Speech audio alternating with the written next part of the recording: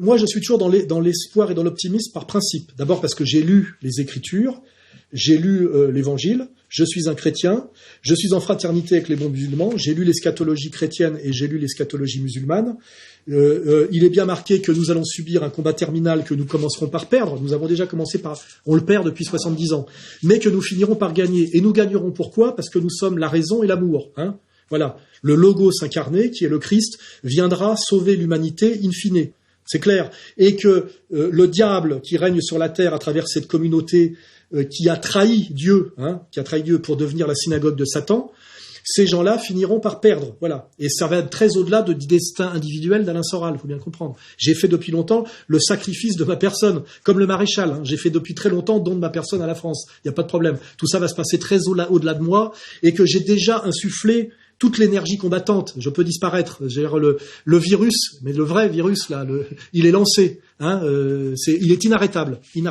On a à la tête des États-Unis, comme à la tête de la Russie, comme à la tête maintenant de la Chine, des leaders qui sont quand même des opposants, même s'ils luttent contre leur propre état profond par des concessions et des demi-décisions parfois. Ils ont quand même identifié le danger du nouvel ordre mondial. Ils en ont fait des déclarations très précises d'ailleurs, et ils luttent contre le nouvel ordre mondial.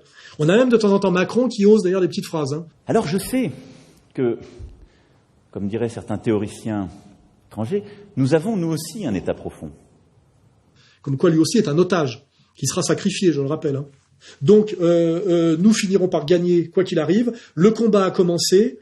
Plus nous le commencerons tôt en nommant l'ennemi et en y allant franchement, plus nous le gagnerons vite et avec le moins de dégâts. Et même si de toute façon nous commençons par perdre et que nos défaites continuent à s'accumuler, je rappelle la citation de Mao Zedong qui lui a gagné, j'oublie, et qui est mort dans son lit, de défaite en défaite jusqu'à la victoire. C'est la longue marche. Voilà, de défaite en défaite jusqu'à la victoire. Nous finirons par gagner. Et comme nous finirons par gagner, nous avons donc déjà gagné, puisque je rappelle que nous, les vrais, ce qui nous importe, c'est pas la vie sur terre, c'est le salut de notre âme. C'est ce qui va se passer là-haut. Les autres, là, les satanistes, le là-haut n'existe pas, tout est sur terre. Alors peut-être qu'ils vont découvrir que ça existe et que ça va mal se passer. Mais je veux dire, le problème pour eux, c'est pas ça. C'est de gagner des années de vie supplémentaires, du luxe et de la richesse, avec les femmes, les honneurs, ici.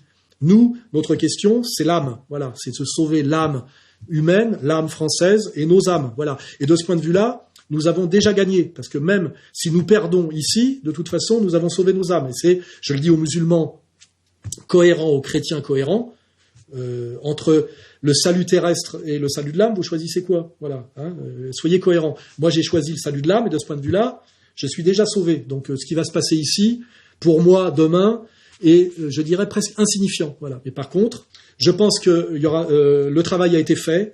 Nous sommes inarrêtables. Nous avons pour nous la vérité, le bien et le beau.